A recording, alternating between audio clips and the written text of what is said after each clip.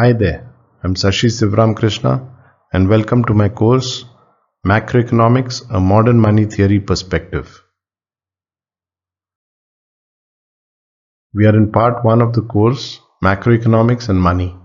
In lecture 17, we will look at Essentials of Modern Money 5.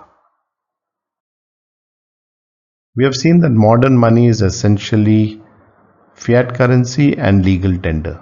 Legal tender implies that all obligations due to the state must be settled only in the promissory notes issued by the state. What are these obligations that are due to the state? The most important are taxes. There could also be other obligations such as penalties and fines. Now the state has to announce that all its people would have to pay a tax. And if they do not pay this tax, there will be a punishment. And they have to be in a position where they can enforce this rule on the people. Once it's able to do that, it can then spend its money into existence. But remember that the spending has to happen before the tax is actually collected back from the people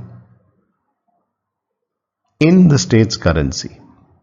Because unless the government has spent its currency into existence, it cannot expect to collect these promissory notes back from the people.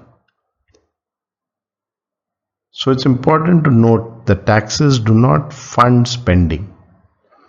Taxes are necessary because they drive money. They make the IOUs of the government desired by the private sector. Just like Warren Mosler got his students to accept his visiting cards by imposing a rule that they cannot leave the classroom unless they hand over these visiting cards at the exit of the classroom.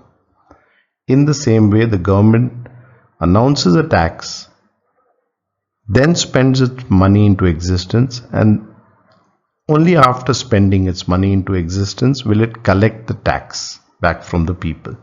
So it does not need the tax revenue in order to spend. Remember that the currency in your wallet is nothing but untaxed spending. So the government has spent X amount of rupees. It has collected Y rupees from you. What you have then in your wallet is X minus Y. These are untaxed spending of the government.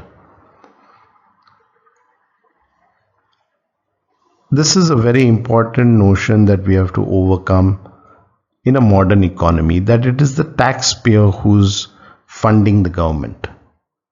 It's important to note this because there is a feeling amongst taxpayers that their money is being wasted on schemes which are not benefiting them. Although taxes do not carry a quid pro quo, there is this general feeling that it is the rich who are actually funding the poor, and the poor are not working hard enough and actually squandering hard-earned money.